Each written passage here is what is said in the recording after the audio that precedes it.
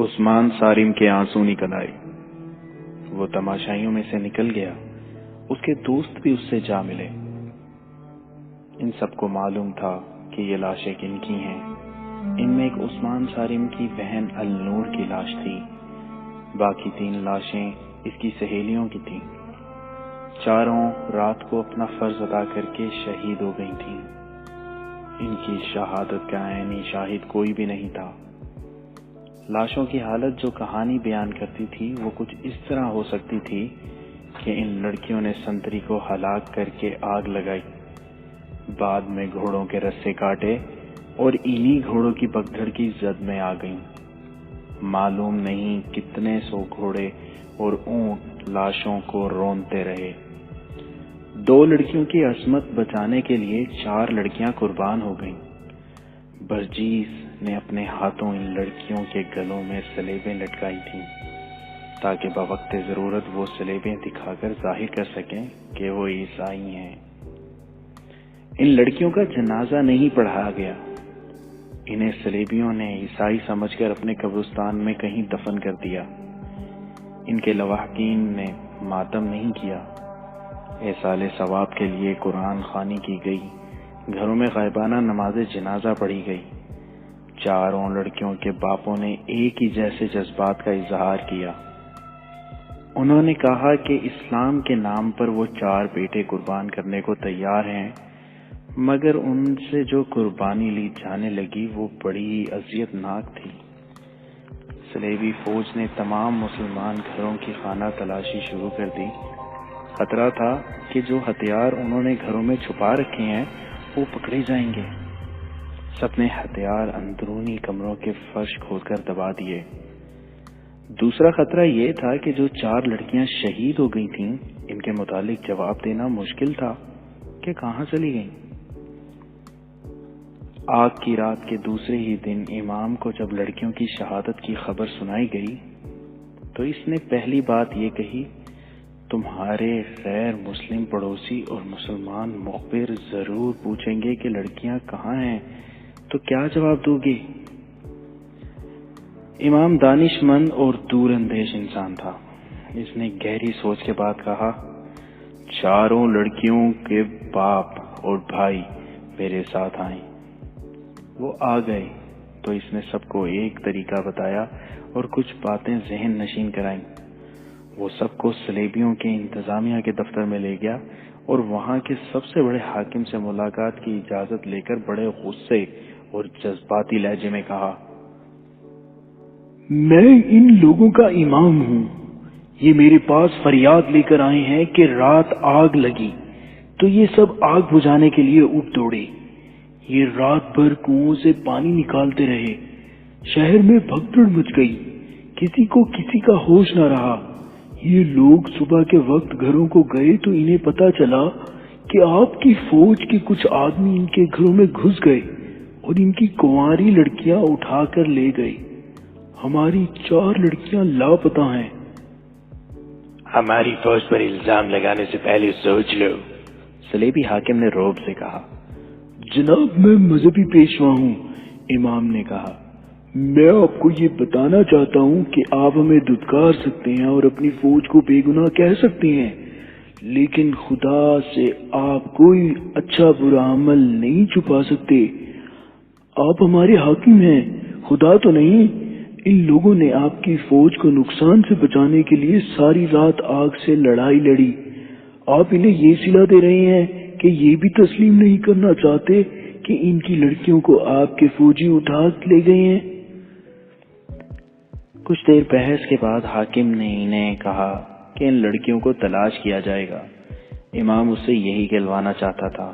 باہر آ کر جب وہ واپسی کے لیے چلے تو امام نے سب سے کہا کہ اب یہی مشہور کر دو کہ رات ان کی لڑکیاں اغوا ہو گئی ہیں۔ چنانچہ یہی مشہور کر دیا گیا۔ ان کے پڑوس میں رہنے والے غیر مسلموں نے یقین کر لیا۔ رات شہر کی حالت ہی ایسی تھی کہ لوٹ مار اور اغوا آسانی سے کی جا سکتی تھی۔ برجیس سلطان ایوبی کے خیمے میں بیٹھا تھا۔ آفاق کی مرم پٹی سلطان ایوبی کا جراح کر چکا تھا۔ آفاق کی دونوں بہنیں بھی خیمے میں بیٹھی تھیں۔ برجیس رات کا کارنامہ سنا چکا تھا۔ سلطان ایوبی بار بار لڑکیوں کو دیکھتا تھا، ہر بار اس کی آنکھیں سرخ ہو جاتی تھیں۔ برجیس نے کہا کہ وہ کرک کو ایسی افراتفری اور بھگدڑ میں چھوڑ آیا ہے کہ فوری طور پر حملہ کیا جائے تو حملہ کامیاب ہو سکتا ہے۔ شہر میں فوجوں کے لیے رسد نہیں رہی، جانوروں کے لیے چارہ نہیں رہا، جانور ڈرے ہوئے ہیں، شہر پر خوف طاری ہے، فوج بھی ڈری ہوئی ہے۔ سلطان ایوبی گہری سوچ میں کھو گیا۔ بہت دیر بعد اس نے سر اٹھایا اور اپنے نائبین اور مشیروں کو بلا لیا۔ اس نے پہلا حکم یہ دیا کہ ان لڑکیوں اور ان کے بھائی کو قاہرہ روانہ کر دیا جائے اور ان کی رہائش اور وظیفے کا انتظام کیا جائے۔ آپ میری بہنوں کو اپنی عافیت میں لے لیں، آفاق نے کہا، میں آپ کے ساتھ رہوں گا، مجھے اپنی فوج میں شامل کر لیں، مجھے اپنی ماں اور باپ کے خون کا انتقام لینا ہے، اگر آپ مجھے کرک میں داخل کر سکیں تو میں اندر تباہی مچا دوں گا۔ جنگ جذبات سے نہیں لڑی جاتی، سلطان ایوبی نے کہا، بڑی لمبی تربیت کی ضرورت ہے، تم صرف اپنی ماں اور اپنے باپ کے خون کا انتقام لینے کو بےتاب ہو، مجھے ان تمام باپوں اور تمام بیٹیوں کے خون کا انتقام لینا ہے جو صلیبی درندوں کا شکار ہوئی ہیں، اپنے آپ کو ٹھنڈا کرو۔ آفاق کی جذباتی حالت ایسی تھی کہ سلطان ایوبی اسے زبردستی قاہرہ بھیجنے سے گریز کرنے لگا۔ اسے کہا کہ پہلے اپنا علاج کرائے، صحت یاب ہو جائے، پھر اس کی خواہش پوری کر دی جائے گی۔ اتنے میں نائب سالار اور اعلیٰ کماندار آ گئے، ان میں زاہدان بھی تھا۔ سلطان ایوبی نے آفاق اور اس کی بہنوں کو باہر بھیج دیا۔ اس نے اجلاس میں یہ مسئلہ پیش کیا کہ کیا کرک کو فوراً محاصرے میں لے لیا جائے۔ اس نے سب کو کرک کی اس وقت کی کیفیت بتائی۔ اس مسئلے پر بحث شروع ہو گئی۔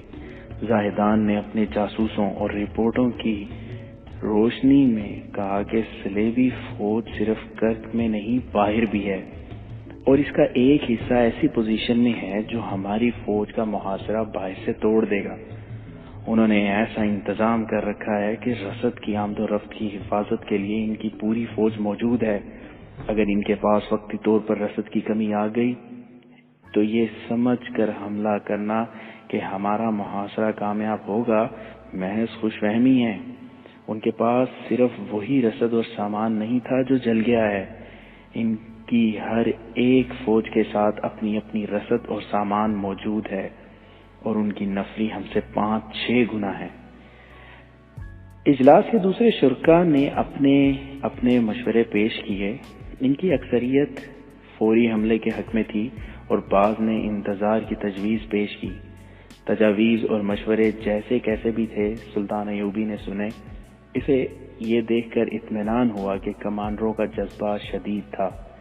ان میں بیشتر نے کہا کہ حملہ جلدی کریں یا دیر سے، یہ پیش نظر رکھیں کہ ایک بار حملہ کر کے یہ نہ سننا پڑے کہ محاصرہ اٹھا لو، کیونکہ ہم کمزور ہیں۔ سلطان ایوبی خاموشی سے سنتا رہا۔ اس نے آخر میں فوج کے جذبے اور دیگر قواعد کے متعلق پوچھا۔ اسے تسلی بخش جواب ملا، میں جلدی حملہ کرنا چاہتا ہوں۔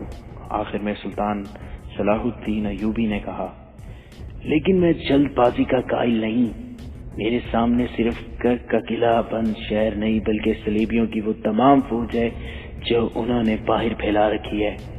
زاہدان نے ٹھیک کہا ہے کہ کرک کے اندر تباہی سے ہمیں خوش فہمی میں مبتلا نہیں ہونا چاہیے، تاہم حملہ جلدی ہوگا، فاصلہ زیادہ نہیں، ایک ہی رات میں ہمارے دستے کرک تک پہنچ سکتے ہیں، مگر انہیں ایک جنگ قلعے سے باہر لڑنی پڑے گی۔ کوچ سے بیشتر ہمیں کرک کے مسلمانوں کو تیار کرنا پڑے گا۔ مجھے اندر کی جو تازہ اطلاعیں ملی ہیں وہ یہ ہیں کہ وہاں کے مسلمان در بدے ایک جماعت کی صورت میں منظم ہو چکے ہیں۔ امید کی جا سکتی ہے کہ وہ محاصرے کی صورت میں شہر میں تخریب کاری کریں گے۔ ان کی لڑکیاں بھی میدان میں نکل آئی ہیں۔ صرف 4 لڑکیوں نے صلیبیوں کو جو نقصان پہنچایا ہے وہ 50 نفری کے 4 دستے بھی نہیں پہنچا سکتے۔ ہم کوشش کریں گے کہ شہر میں اپنے چھاپا مار بھی داخل کر دیں۔ مداخلت کی معافی چاہتا ہوں، برجیس نے کہا۔ اگر چھاپا مار بھیجنے ہیں تو فوراً بھیجیے۔ کرک کے جو شہری بھاگ گئے ہیں وہ یقیناً واپس جائیں گے۔ ان کے پردے میں چھاپا مار داخل کیے جا سکتے ہیں، اس کے بعد ممکن نہیں ہوگا۔ آتش زنی کے واقعہ کے بعد سلیبی محتاط ہو جائیں گے اور شہر کے تمام دروازے بند کر دیں گے۔ مجھے اجازت دیں کہ میں ان کے ساتھ آج ہی روانہ ہو جاؤں۔ وہ اپنے ساتھ کوئی ہتھیار نہ لے جائیں، وہاں سے ہتھیار مل جائیں گے۔ آخر فیصلہ یہ ہوا کہ آج ہی رات چھاپا مار برجیس کی قیادت میں روانہ کر دیے جائیں۔ جہاں تک گھوڑے لے جا سکتے ہیں وہاں تک گھوڑوں پر جائیں، آگے پیدل جائیں۔ گھوڑے واپس لانے کے لیے کچھ آدمی ساتھ بھیج دیے جائیں۔ اسی وقت زاہدان سے کہا گیا کہ وہ برجیس کی ہدایت کے مطابق چھاپا ماروں کو شہری لباس مہیا کرے اور شام کے بعد روانہ کر دے۔ سلطان ایوبی نے اپنے فوجی کمانڈروں کو جنگی نوعیت کی ہدایات دیں اور خاص طور پر کہا، یہ یاد رکھنا کہ اس فوج سے ہم حملہ کرا رہے ہیں۔ یہ وہ فوج نہیں جس نے شوبک فتح کیا تھا، یہ فوج مصر سے آئی ہے جس میں دشمن نے بے اطمینانی پھیلائی تھی۔ اس فوج کو محاصرے میں لڑنے کا تجربہ نہیں، کمانداروں کو چوکنا رہنا پڑے گا۔ مجھے شک ہے کہ اس فوج میں تخریبی ذہن کے سپاہی بھی ہیں۔ میں نے جو دستے اپنے ہاتھ میں رکھے ہیں وہ ترک اور شامی ہیں، اور نور الدین زنگی کی بھیجی ہوئی کمک کو بھی اپنے پاس محفوظ میں رکھوں گا۔ حالات تمہارے خلاف ہو گئے تو گھبرا کر پیچھے نہ ہٹ جانا، میں تمہارے پیچھے موجود رہوں گا۔ اور یہ بھی یاد رکھو کہ کرک کے مسلمانوں کے ساتھ امیدیں وابستہ نہ کیے رکھنا۔ ان کے لیے جو ہدایات بھیج رہا ہوں وہ ایسی ہرگز نہیں ہوں گی کہ یہ اپنے آپ کو ایسے خطرے میں ڈال لیں کہ ان کی مستورات کی عزت بھی محفوظ نہ رہے۔ میں ان سے اتنی زیادہ قربانی نہیں مانگوں گا، وہ محکوم اور مجبور ہیں، ظلم و تشدد کا شکار ہیں۔ ہم ان کی آزادی اور نجات کے لیے جا رہے ہیں، ان کے بھروسے پر نہیں جا رہے۔ 4-5 دنوں تک کرک میں یہ کیفیت رہی کہ مسلمانوں کے گھروں پر چھاپے پڑ رہے تھے۔ کئی مسلمان محض شک میں گرفتار کر لیے گئے تھے۔ بیگار کیمپ کے جن قیدیوں کو اس وعدے پر آگ بجھانے کے لیے لے گئے تھے کہ انہیں رہا کر دیا جائے گا، انہیں رہا نہیں کیا گیا تھا۔ صلیبیوں نے مظالم کا ایک نیا دور شروع کر دیا تھا۔ ان کا نقصان معمولی نہیں تھا۔ وہ جانتے تھے کہ مسلمانوں کے سوا یہ دلیرانہ تخریب کاری اور کوئی نہیں کر سکتا۔ گرفتار ہونے والوں میں عثمان صارم کے 2 دوست بھی تھے جو لڑکیوں کو رہا کرانے کے لیے ان کے ساتھ تھے۔ انہیں درندوں کی طرح اذیتیں دی جا رہی تھیں۔ صلیبی بربریت کی حدوں سے بھی آگے نکل گئے تھے، مگر انہیں کوئی سراغ نہیں مل رہا تھا۔ صرف یہ 2 کم عمر لڑکے تھے جن کے سینوں میں سوراخ تھا، لیکن ان کی زبانیں بند تھیں، ان کے جسموں میں کچھ نہیں رہا تھا۔ چکر شکنجے میں کس کس کر اور جھٹکے دے دے کر ان کے جوڑ الگ کر دیے گئے تھے، لیکن لڑکے خاموش تھے۔ آخر ہرمن خود قید خانے میں آ گیا۔ اس کی توجہ بھی ان 2 لڑکوں پر تھی۔ اسے مسلمان مخبروں نے بتایا تھا کہ آتش زنی میں ان 2 لڑکوں کا بھی ہاتھ ہے۔ مسلمان مخبر 2 تھے، دونوں ان لڑکوں کے پڑوسی تھے۔ وہ معمولی سی حیثیت کے آدمی ہوا کرتے تھے، لیکن اب گھوڑا گاڑیوں میں سواری کرتے تھے اور صلیبیوں کے درباری بن گئے تھے۔ وہ صلیبی حاکموں کو گھروں میں بھی مدعو کرتے تھے اور اپنی بیٹیوں کے ساتھ بٹھاتے اور فخر کرتے تھے۔ ان کی 2-2, 3-3 بیویاں تھیں اور وہ شراب بھی پیتے تھے۔ انہوں نے ان 2 لڑکوں کو آتش زنی کی رات کہیں مشکوک حالت میں دیکھا تھا اور انہیں گرفتار کرا دیا۔ ہرمن نے قید خانے میں ان دونوں نوجوانوں کی حالت دیکھی تو اسے محسوس کیا کہ نزع کی حالت میں پہنچ کر بھی انہوں نے کچھ نہیں بتایا، تو یہ کچھ بھی نہیں بتائیں گے۔ ان کے جسم عادی ہو چکے ہیں۔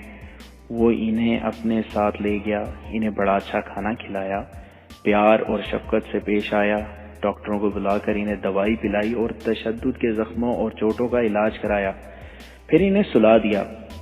وہ فوراً ہی گہری نیند سو گئے۔ ہرمن دونوں کے درمیان بیٹھ گیا۔ کچھ دیر بعد ان میں سے ایک نوجوان صاف الفاظ میں بڑبڑانے لگا، میں کیا جانوں، میرا جسم کاٹ دو، مجھے کچھ بھی معلوم نہیں، اگر کچھ معلوم ہوگا تو کبھی نہیں بتاؤں گا۔ تم گردن کے سلسلے باندھتے ہو، میں نے قرآن کی ایک آیت باندھی ہوئی ہے۔ تم نے آگ لگائی تھی، ہرمن نے کہا، تم نے سلیبیوں کی کمر توڑ دی ہے، تم بہادر ہو، مر گئے تو شہید کہلاؤ گے۔ اگر مر گیا تو، نوجوان بڑبڑایا، اگر مر گیا تو جب تک جسم میں جان ہے اس جان میں ایمان بھی رہے گا، جان نکل جائے گی ایمان نہیں نکلے گا۔ ہرمن نے اس کے سوئے ہوئے ذہن میں اپنے مطلب کی باتیں ڈالنے کی بہت کوشش کی، لیکن نوجوان کے ذہن نے قبول نہ کی۔ اتنے میں دوسرا لڑکا بھی بڑبڑانے لگا۔ ہرمن نے اس کی طرف توجہ دی، اسی طرح اس کے ذہن میں بھی باتیں ڈالیں جو اس نوجوان نے اگل دی۔ ہرمن کے ساتھ اس کے 3-4 سراغ رساں بھی تھے۔ اس نے بہت دیر کی کوشش کے بعد آہ بھری اور کہا، مزید کوشش بیکار ہے، ان کی زبان سے تم کوئی راز نہیں اگلوا سکو گے، یہ بے گناہ معلوم ہوتے ہیں، مگر میں تمہیں یہ بھی بتا دینا چاہتا ہوں کہ یہ اپنے عقیدے اور جذبے کے پکے ہیں۔ میں نے انہیں مرغن کھانوں میں اتنی زیادہ حشیش کھلائی ہے، جتنی گھوڑے کو کھلا دو تو وہ بھی باتیں کرنے لگے، مگر ان پر کوئی اثر نہیں ہوا۔ اس کا مطلب یہ ہے کہ ان کا قومی جذبہ، جسے یہ لوگ ایمان کہتے ہیں، ان کی روحوں میں اترا ہوا ہے۔ تم ان کی روحوں پر کوئی نشہ طاری نہیں کر سکتے۔ دوسری صورت یہی ہے کہ یہ بے گناہ ہوں گے۔ وہ بے گناہ نہیں تھے، وہ آتش زنی اور لڑکیوں کو آزاد کرانے کی مہم میں شریک تھے۔ سلیبی جسے گناہ اور جرم کہہ رہے تھے، وہ مسلمان کے لیے عظیم نیکی اور جہاد تھا جو ان لڑکوں نے روح اور ایمان کی قوت سے کیا تھا۔ حشیش نے انہیں بے ہوش کر دیا تھا، ان کی عقل کو سلا دیا تھا، مگر ان کی روحیں بیدار تھیں۔ سلیبی ان کی زبان سے ہلکا اشارہ بھی نہ لے سکے۔ انہوں نے یہ فیصلہ کیا کہ یہ لڑکے بے قصور ہیں، یہ سلیبیوں کی مجبوری تھی۔ ان لڑکوں کی آنکھ کھلی تو باہر ویرانے میں پڑے تھے۔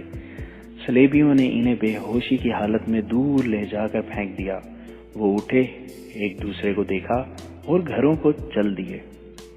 جو عیسائی اور یہودی باشندے آتش زنی کی رات شہر سے نکل گئے تھے، وہ یہ دیکھ کر کہ کوئی حملہ نہیں ہوا اور امن و امان ہے تو واپس آنے لگے۔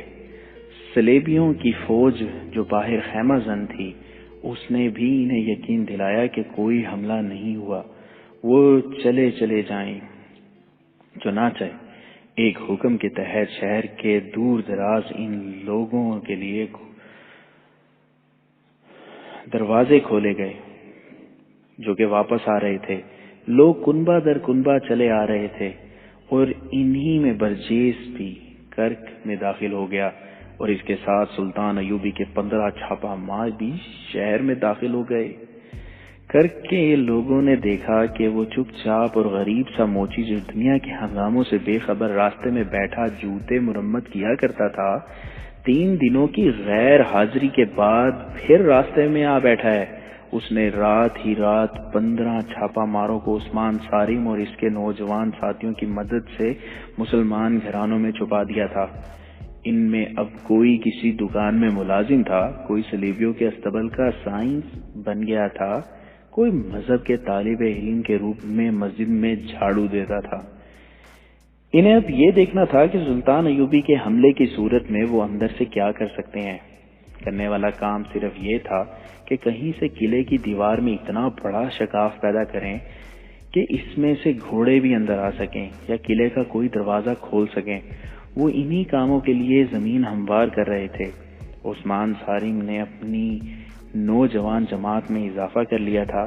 لڑکیاں بھی تیار ہو گئی تھیں، مگر رینی الیگزینڈر سائے کی طرح عثمان صارم کے ساتھ لگی ہوئی تھی۔ اسے راستے میں روک لیتی تھی، اس کے گھر چلی جاتی تھی، اور ایک روز اس نے عثمان صارم سے پوچھا، عثمان، النور کہاں ہے؟ تمہاری قوم کے کسی گناہگار کے پاس، عثمان صارم نے جل کر جواب دیا۔ اس پر اللہ کی لعنت۔ رحمت کہو عثمان، رینی نے کہا، تم ہمارے خلاف لڑ کر مرنے والوں کو شہید کہا کرتے ہو، النور شہید ہو گئی ہے۔ عثمان صارم چکرا گیا، اسے کوئی جواب نہ بن پڑا۔ اور ان 2 لڑکیوں کو اٹھانے والوں میں تم بھی تھے، رینی نے کہا، لیکن تم ابھی تک گرفتار نہیں ہوئے۔ میں نے کہا تھا نا کہ تمہاری قید اور آزادی کے درمیان میرا وجود حائل۔ کہو اور کتنی قربانی مانگتے ہو؟ عثمان صارم آخر نوجوان تھا، جسم میں جتنا جوش اور جذبہ تھا اتنی عقل نہیں تھی، وہ دانش مند نہیں تھا۔ رینی کی باتوں نے اسے پریشان کر دیا۔ اس نے جھنجھلا کر پوچھا، رینی تم کیا چاہتی ہو؟ ایک یہ کہ میری محبت کو قبول کر لو، رینی نے جواب دیا۔ دوسرا یہ کہ ان زمین دوز حرکتوں سے باز آ جاؤ۔ تم اپنی قوم اور اپنی حکومت سے محبت کرتی ہو، عثمان صارم نے کہا۔ اگر تمہارے دل میں میری محبت اتنی شدید ہے تو میری قوم سے ہمدردی کیوں نہیں کرتی؟ مجھے نہ اپنی قوم سے محبت ہے نہ تمہاری قوم سے، رینی نے کہا۔ میں تمہیں خطرناک کارروائیوں سے صرف اس لیے روک رہی ہوں کہ تم مارے جاؤ گے، حاصل کچھ بھی نہ ہوگا۔ میں جذباتی نہیں، حقیقت کی بات کر رہی ہوں کہ سلطان ایوبی کرک فتح نہیں کر سکے گا۔ اپنے باپ کی بتائی ہوئی باتوں کے مطابق بات کر رہی ہوں۔ جنگ محاصرے کی نہیں ہوگی، باہر کرک سے دور ہوگی۔ ہمارے کمانڈر سلطان ایوبی کی چالیں سمجھ گئے ہیں۔ شوبی کی شکست سے انہوں نے سبق حاصل کر لیا ہے۔ اب کرک کے محاصرے کی نوبت ہی نہیں آئے گی۔ اگر تم لوگوں نے شہر کے اندر کوئی کارروائی کی تو اس کا نتیجہ یہی ہوگا کہ مارے جاؤ گے یا گرفتار ہو کر باقی عمر ناقابل برداشت اذیتوں میں گزارو گے۔ میں تمہیں صرف زندہ اور سلامت دیکھنا چاہتی ہوں۔ عثمان صارم سر جھکائے ہوئے وہاں سے چل پڑا۔ اسے رینی کی آواز سنائی دی، سوچو عثمان، سوچو، میری باتیں ایک غیر قوم کی لڑکی کی باتیں سمجھ کر ذہن سے اتار نہ دینا۔ میں آپ سب کو ایک بار پھر بتا دوں کہ یہ کرک ہے، شوبک نہیں۔ سلطان ایوبی نے اپنے کمانڈر کو آخری ہدایات دیتے ہوئے کہا، صلیبی چکنے اور بیدار ہیں۔ میری جاسوسی مجھے بتا رہی ہے کہ ہمیں ایک جنگ کرک سے باہر لڑنی پڑے گی۔ شہر کے اندر سے مسلمانوں نے کوئی زمین دوز کارروائی کی تو شاید وہ ہماری کام نہیں آ سکے گی۔ اس کا نتیجہ یہ بھی ہو سکتا ہے کہ وہ بیچارے مارے جائیں گے۔ میں انہیں اتنے بڑے امتحان میں نہیں ڈالنا چاہتا۔ انہیں بچانے کی ایک ہی صورت ہے کہ حملہ تیز اور بہت سخت کرو۔ ایسے ہی چند اور ضروری احکامات کے بعد سلطان ایوبی نے اس فوج کو کوچ کا حکم دے دیا جسے کرک کا محاصرہ کرنا تھا۔ کوچ سورج غروب ہونے کے بعد کیا گیا۔ فاصلہ زیادہ نہیں تھا۔ صبح طلوع ہونے تک فوج کرک کے مساوات میں پہنچ گئی،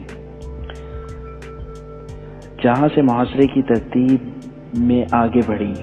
اس فوج کے سالار کے لیے ایک عجوبہ تھا کہ راستے میں اسے صلیبیوں کا کوئی دستہ بھی نظر نہ آیا۔ اسے بتایا گیا کہ صلیبیوں نے باہر بھی فوج خیمہ زن کر رکھی ہے۔ اسے ایسے راستے سے بھیجا گیا تھا جس طرف صلیبیوں کی فوج نہیں تھی۔ پھر بھی مزاحمت ضروری تھی جو بالکل ہی نہ ہوئی۔ مسلمانوں کی اس فوج نے قلعے کا محاصرہ کر لیا۔ قلعے کی دیواروں سے تیروں کی بارش برسنے لگی۔ سلطان ایوبی کی فوج نے اس کے جواب میں کوئی شدید کارروائی نہیں کی۔ اس کے کماندار ادھر ادھر سے دیواروں پر چڑھنے یا نقب لگانے یا کسی دروازے کو توڑ کر اندر جانے کے امکانات دیکھتے پھر رہے تھے۔ انہوں نے تیر اندازوں کو بھی خاموش رکھا۔ اس کے ساتھ وہ جاسوس تھے جو شہر سے واقف تھے، وہ انہیں بتا رہے تھے کہ اندر کوئی سی اہم جگہ کہاں ہے۔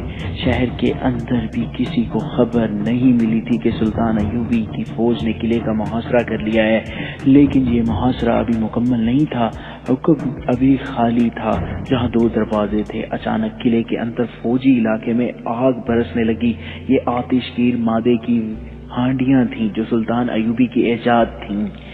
یہ منجنیکوں سے اندر پھینکی جا رہی تھیں۔ شہر کے لوگوں نے دیکھا کہ ان کی فوج قلعے کی دیواروں پر چڑھ گئی اور باہر کو تیر پہ تیر چلا رہی ہے۔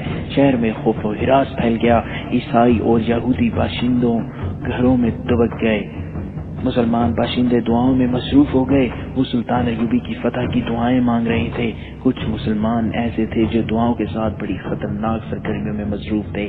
یہ وہاں کے نوجوان تھے جن میں لڑکیاں بھی تھیں، اور ان میں سلطان ایوبی کے 15 چھاپا مار بھی تھے۔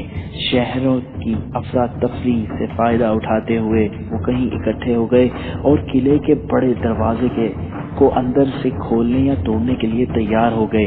دروازہ بہت مضبوط اور موٹی لکڑی کا تھا جس پر لوہے کی موٹی موٹی پتریاں بھی مڑی ہوئی تھیں۔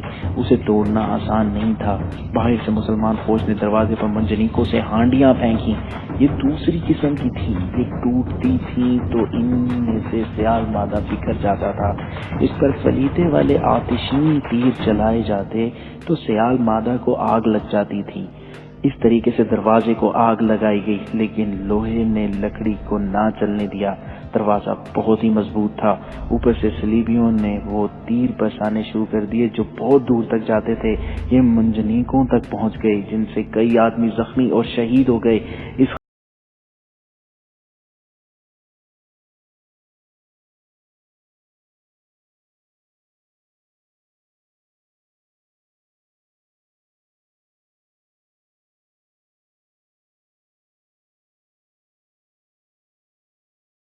صلیبی دفاعی پوزیشنوں میں تھے اور دیواروں کی بلندی پر تھے، اس لیے زیادہ نقصان مسلمان فوج کا ہو رہا تھا۔ مسلمانوں کے نقب زن جو قلعوں کی دیواریں توڑنے کے ماہر تھے ہر طرف گھوم پھر کر دیکھ رہے تھے کہ دیوار میں کہاں شگاف ڈالا جا سکتا ہے۔ وہاں چاروں طرف سے اتنے تیر آ رہے تھے کہ دیوار کے قریب جانا خودکشی کے برابر تھا۔ شام سے کچھ دیر پہلے نقب زنوں کی 8 آدمیوں کی ایک جماعت آگے بڑھی۔ یہ جانباز جب دیوار سے تھوڑی دور رہ گئے تو اوپر سے ان پر اس قدر تیر برسے اور تیروں کے ساتھ اتنی زیادہ پرچیاں آئیں کہ 8 جانباز وہیں شہید ہو گئے۔ ایک ایک کے جسم میں کئی تیر اور برچیاں لگیں۔ رات کا پہلا پہر تھا۔ رینی اپنے گھر میں تھی۔ اس کا باپ تھکا ہوا تھا۔ وہ یہ کہہ کر سو گیا کہ جلدی جاگ اٹھے گا کیونکہ رات کو بھی اسے کام پر جانا تھا۔ اس نے کہا تھا کہ شہر کے مسلمانوں کے متعلق اطلاع ملی ہے کہ وہ اندر سے کوئی بڑی خطرناک کارروائی کرنے والے ہیں۔ ہمیں ہر ایک مسلمان گھرانے پر نظر رکھنی ہے۔ یہ کہہ کر وہ سو گیا۔ دروازے پر دستک ہوئی تو کسی ملازم کی بجائے رینی نے دروازہ کھولا۔ باہر ایک مسلمان کھڑا تھا جو بڑی اونچی حیثیت کا مالک تھا۔ صلیبیوں کی طرف سے اسے خوب انعام و کرام ملتا تھا۔ رینی نے اسے بتایا کہ اس کا باپ سویا ہوا ہے، وہ پیغام دے تھوڑی دیر بعد وہ جاگے گا تو اسے بتا دیا جائے گا۔ مسلمان نے کہا کہ وہ خود بات کرنا چاہتا ہے، بات بہت اہم اور نازک ہے۔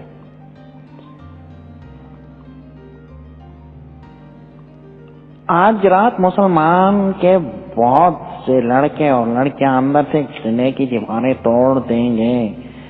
رینی کے پوچھنے پر اس نے مختصراً بتایا۔ اس نے کہا، میں ان کا ہمدرد اور ساتھی بن کر یہ راز حاصل کیا ہے۔ مجھے یہ بھی پتا چلا ہے کہ ان میں باہر سے آئے ہوئے چھاپا مار بھی ہیں، اور نیا انکشاف یہ ہے کہ وہ غریب موچی جو راستے میں بیٹھا رہتا تھا وہ سلطان ایوبی کا بھیجا ہوا جاسوس ہے، اور اس کا نام برچیس ہے۔ میں تمہارے والد کو یہ خبر دینا چاہتا ہوں تاکہ ان لوگوں کو پھانسنے کے لیے گھاٹ لگائی جائے۔ رینی نے چند ایک مسلمان نوجوانوں کے نام لے کر عثمان صارم کا بھی نام لیا اور پوچھا، کیا یہ لڑکے بھی اس مہم میں شامل ہیں؟ صارم کا بیٹا عثمان تو اس گروہ کا سرغنہ ہے، مسلمان مخبر نے بتایا، اور ان کا سب سے بڑا سرغنہ امام راضی ہے۔ آپ تھوڑی دیر تک آ جائیں، رینی نے اسے کہا، باپ کو ذرا سی دیر سونے دیں۔ مگر وہ جانا نہیں چاہتا تھا۔ صلیبیوں کو خوش کرنے اور ان سے انعام وصول کرنے کا اسے نہایت موزوں موقع مل گیا تھا۔ اس کے متعلق مسلمانوں کو معلوم نہیں تھا کہ قرآن کی بجائے صلیب کا وفادار ہے۔ اسی روز مسلمان نوجوانوں اور چھاپا ماروں نے دیوار توڑنے کی اسکیم بنائی تھی۔ اس خفیہ اجتماع میں 3-4 بزرگ امام اور یہ مسلمان بھی تھا جس نے لڑکوں کو اچھے مشورے دیے اور سب سے زیادہ جذبے کا اظہار کیا تھا۔ مسلمانوں کو شک تک نہ ہوا کہ وہ صلیبیوں کا پالا ہوا سانپ ہے۔ سبھی اسے شہر کا امیر و موزی تاجر سمجھتے تھے جس کے حسن سلوک کی بدولت صلیبی اس کی عزت کرتے تھے۔ وہ واپس نہیں جانا چاہتا تھا۔ رینی گہری سوچ میں کھو گئی۔ اس نے اسے اندر بٹھانے کی بجائے یہ کہا کہ وہ اسے پوری بات سنائے اور یہ بھی کہا کہ آؤ ذرا باہر ٹہل لیتے ہیں، اتنی دیر میں باپ بھی جاگ جائیں گے۔ تو وہ صلیبیوں کا غلام تھا، اتنے بڑے افسر کی بیٹی کے ساتھ خرامہ چل پڑا۔ چلتے چلتے وہ کنویں تک پہنچ گئے۔ یہ کنواں شہریوں کے لیے کھودا گیا تھا، بہت ہی دور سے پانی نکلا تھا۔ رینی کنویں کے منہ پر رک گئی۔ مسلمان مخبر اسے بات سنا رہا تھا، وہ بھی کنویں کے قریب کھڑا تھا۔ رینی نے اس کے سینے پر ہاتھ رکھے اور پوری طاقت سے دھکا دیا۔ مسلمان پیچھے کو گرا اور سیدھا کنویں میں گیا۔ اس کی چیخ سنائی دی جو دھڑام کی آواز میں ختم ہو گئی۔ رینی اس مسرت کے ساتھ گھر آ گئی کہ اس نے ایک ایسا راز کنویں میں ڈبو دیا جو عثمان صارم کی یقینی موت کا باعث بن سکتا تھا۔ وہاں سے وہ ڈرتی ہوئی عثمان صارم کے گھر گئی۔ اس کی ماں کے پاس بیٹھی النور کی باتیں کرتی رہی۔ اس نے عثمان کے متعلق پوچھا تو اس کی ماں نے بتایا کہ وہ شام کے بعد ہی گھر سے نکل گیا تھا۔ رینی کو خیال آ گیا کہ وہ دیوار توڑنے کی مہم پر چلا گیا ہوگا۔ وہ اسے روکنا چاہتی تھی۔ اسے ڈر یہ تھا کہ ان کے اجتماع میں کوئی اور مخبر بھی ہوگا، کہیں ایسا نہ ہو کہ کسی اور نے فوج کو اطلاع دے دی ہو۔ وہ باہر نکل گئی اور اس طرف چل پڑی جس طرف سے ان لوگوں نے دیوار توڑنے کا منصوبہ بنایا تھا۔ اس مسلمان نے جسے اس نے کنویں میں پھینک دیا تھا بتا دیا تھا کہ چھاپا مار دیوار کے اوپر جا کر صلیبی تیر اندازوں کو ایسے طریقے سے ختم کریں گے کہ کسی کو پتہ نہ چل سکے۔ نوجوان لڑکے اور لڑکیاں نیچے سے دیوار کھودیں گے۔ دیوار مٹی کی تھی، اس کی چوڑائی اتنی زیادہ تھی کہ اس کے اوپر 2 گھوڑے پہلو بہ پہلو آسانی سے دوڑ سکتے تھے۔ مٹی کی وجہ سے اس کی کھدائی مشکل نہیں، دقت طلب تھی۔ یہ پارٹی نے بوقت ضرورت لڑائی کا انتظام بھی کر رکھا تھا۔ ان کے پاس خنجر اور برچیاں بھی تھیں۔ یہ غیر معمولی طور پر دلیرانہ مہم تھی جس کی ناکامی کے امکانات زیادہ تھے۔ انہوں نے جگہ ایسی منتخب کی تھی جہاں پکڑنے جانے کا امکان ذرا کم تھا۔ یہ گروہ مقررہ جگہ کی طرف روانہ ہو گیا۔ رینی اس طرف دوڑی جا رہی تھی۔ وہ عثمان صارم کو روکنا چاہتی تھی۔ اسے شاید علم ہو گیا تھا کہ یہ لوگ پکڑے جائیں گے اور عثمان صارم مارا جائے گا۔ ان جانبازوں کا جانے کا طریقہ اور راستہ کچھ اور تھا۔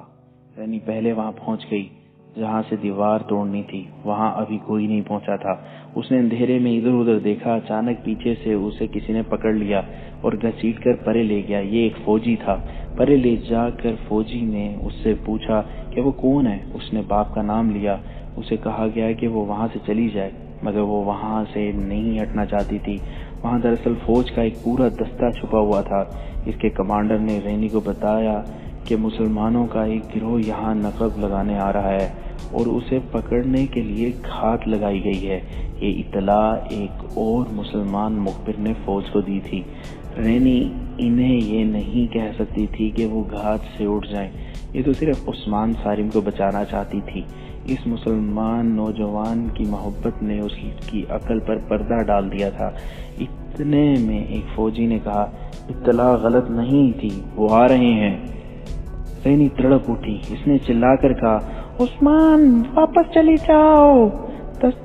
دستے کے کمانڈر نے اس کے منہ پر ہاتھ رکھ دیا اور کہا، یہ بدبخت جاسوس معلوم ہوتی ہے، اسے گرفتار کر لو۔ لیکن گرفتاری کی نے مہلت نہ ملی، کیونکہ کچھ دور سے شور شرابہ سنائی دینے لگا تھا۔ جانبازوں کی یہ پارٹی سیدھی گھات میں آ گئی تھی۔ صلیبیوں کے دستے کی تعداد زیادہ تھی، بیشتر اس کے جانباز سنبھلتے وہ گھیرے میں آ چکے تھے۔ مشعلیں جل اٹھیں جن کی روشنی میں جانباز صاف نظر آنے لگے۔